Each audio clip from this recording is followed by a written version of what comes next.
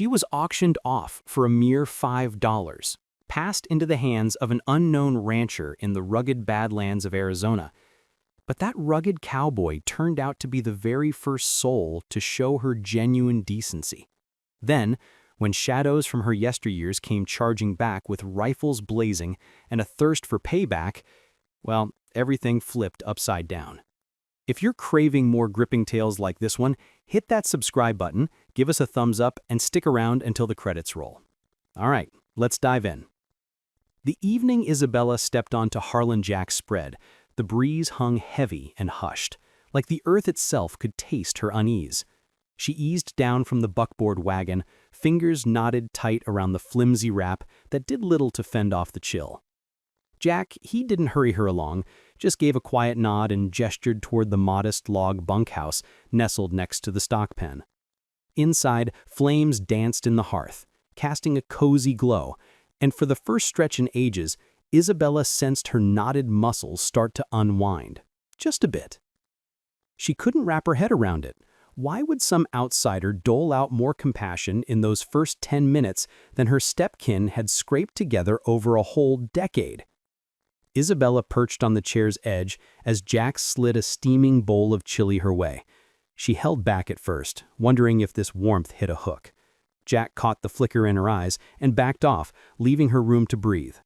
"Dig in when it feels right," he murmured, voice soft as worn leather. "Ain't nobody here gonna push you." She studied him while he puttered about the snug room, methodical, forbearing, almost careful, like he'd glimpsed the rough edges of her history. His quiet, it wrapped around her safer than any sworn vow. When she finally dipped her spoon into the hearty chili, her fingers shook just a touch. Echoes of her stepkin's gravelly snarls clawed at her thoughts, dragging up those endless nights she'd stared down an empty plate. But right here, with each swallow, something unfamiliar slipped in. Solace. Jack didn't gawk or prod for words. No, he slipped out to check on the mounts, handing her the grace she'd been starved of for far too long. In that serene little bunkhouse, Isabella clocked it. She wasn't under a microscope, sized up, or claimed. She was just permitted to be. A while later, when Jack ducked back in, he draped an extra quilt over the cot and mentioned she could bar the door from within. The notion hit her like a thunderclap.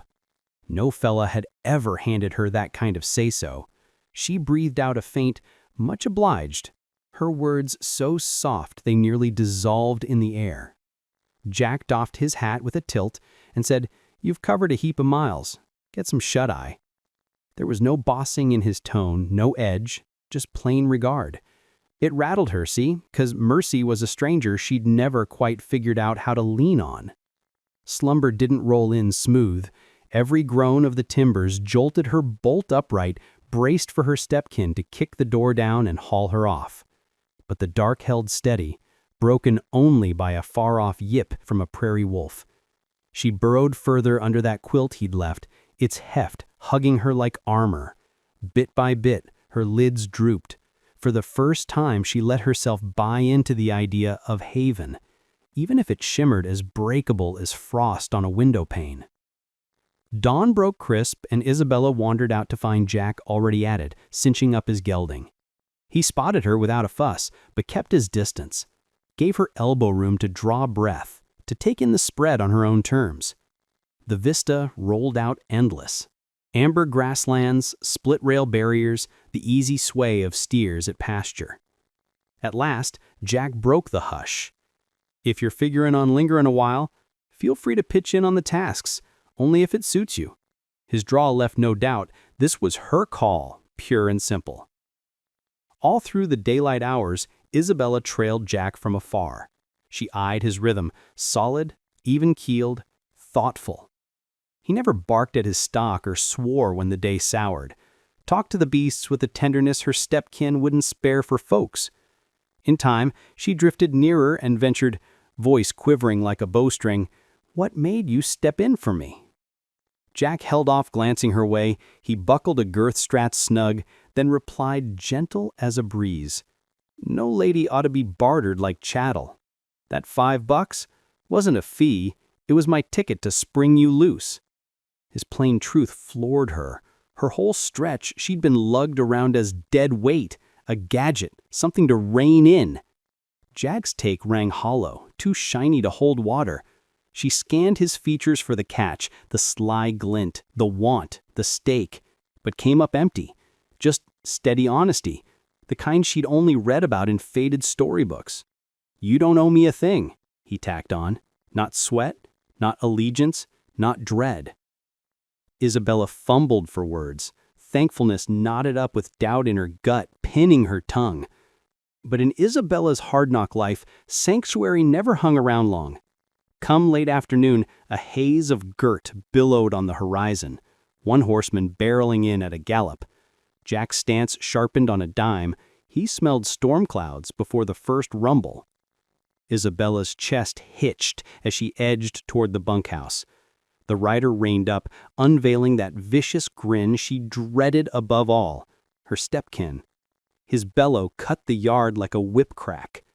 "Figured this was done, did you, girl? Reckon $5 seals the deal on liberty?" Her knees buckled, heart thumping wild against her bones.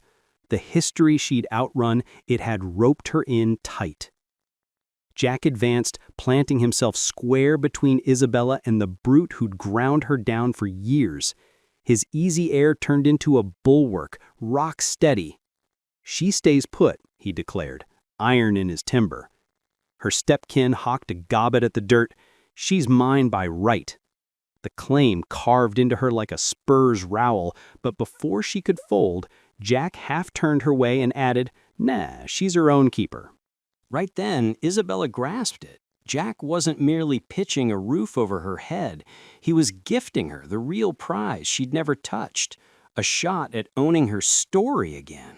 The stretch after that, nothing like the grind she'd scraped through before. For the first go-round, nobody snapped commands her way, swung a fist, or pegged her value lower than boot scuff. Jack handled the spread with that understated sureness, and Isabella soaked it up just by shadowing him. He showed her the ropes on tacking a pony, gripping the lines, posting straight in the stirrups till she sat prouder than a queen. Day by day, it whittled down her jitters. Trail rides turned into her morning ritual, the one that lit her up. Jack would nudge her seat with a light pat on the pommel, always clearing at first. "Ease ahead some. Let the pony sense your faith," he'd counsel. Isabella gave it a go, and every tiny win drew a real glow in his gaze. Not buttering her up for leverage, not sweet talk to snag favors, just esteem. That raw, quiet esteem started mending scars she'd hauled like baggage for ages. One dusk, after drilling on lassoing steers, Isabella leaned on the corral rail, gazing out over the meadows. The sun dipped low, brushing the heavens in swaths of honey and rust. Jack eased up beside her, forearms draped easy on the fence. "You're picking it up quick," he noted. Isabella paused, then murmured, "Nobody ever bothered schooling me in, well, anything." The old hurt laced her tone like smoke. Jack let it sit a beat, just dipped his chin, getting the unspoken layers. To be taken at face value, to echo in someone's ears, that was liberty she'd never sampled. But out west, calm spells fray quick. One frosty dawn as a veil of mist ghosted over the flats, Isabella woke with a knot twisting in her ribs. She padded onto the veranda just as the thud of far-off hooves pricked the quiet. Jack strode out from the stable, his frame snapping to high alert. 3 shadows sharpened in the haze, her stepkin and a pair of roughnecks, faces set grim with purpose. Isabella's belly clenched. She wasn't braced to stare down the demon she'd fled, but here it was, kicking up her doormat. The trio pulled up short in the yard, grit eddying round their spurs as they swung down. Her stepkin curled a lip, gaze poison sharp. "You aimin' to squirrel her away?" he snarled. Jack moved ahead deliberately, his vibe serene yet unbreakable. "She ain't skulkin', she's planted here because it's her pick." The goons at her stepkin's flank drifted hands toward iron, telegraphing menace without a peep. But Jack held firm. Rooted like an old oak, he wouldn't budge an inch. Isabella quaked as her stepkin jabbed a digit her way. "You're hightailing it back with me. I never signed off on you bolting like a feral pup." His barbs tore fresh gashes and scars she'd stitched shut with grit. Jack edged over, screening her from sight. "She ain't chattel," he rumbled, tone grave but unshakable. The air hummed taut. One slip, one finger twitch, and it'd all go up in powder and lead. Isabella's breaths came thick, dread clotting her throat. Then hoof thunder rolled in from the distance, swelling across the range. Isabella's stare went wide as a posse of badge-toters crested the rise, led by Sheriff Kane, a no-nonsense sort, square dealing from one end of the territory to other. The sheriff swung down and closed in, brow furrowed at the powder keg standoff. "Looks like words turned to thunder out here," he drawled, eyeing the crew. Her stepkin launched into a yarn of baloney right off, hollering about abductions and rustling. But Kane shut him down with a palm up, turned to Isabella square. "Miss, it's your say-so now." Her gullet seized.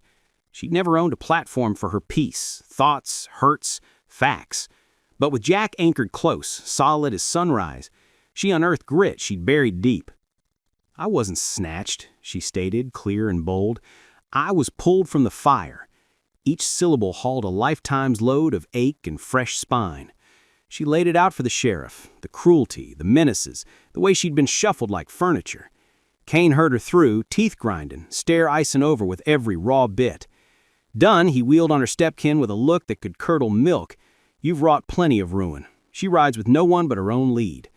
The hard cases fidgeted, sniffing to shift in wind. Kane ran him off the land and laid down law. Any fresh grab for Isabella meant irons they couldn't sweet-talk their way from.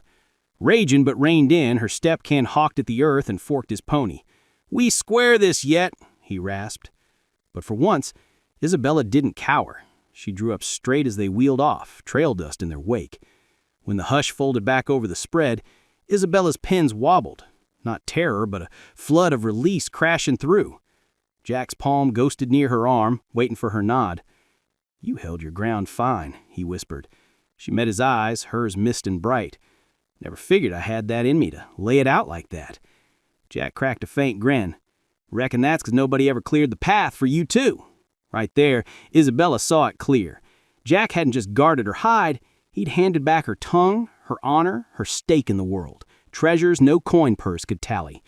What came next wasn't mere quiet, it reshaped her. Isabella stirred each sunrise free of chains, unclaimed, unbound by leave to even exhale. She lent a hand on the spread, not from debt but drive, rode bold, toiled with head high, and sketched dreams she'd once pegged impossible. She rooted there, not 'cause Jack hauled her from the brink, but 'cause he honored her whole.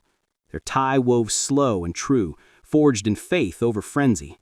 And before they knew it, they'd stepped into tomorrow, side by steady side.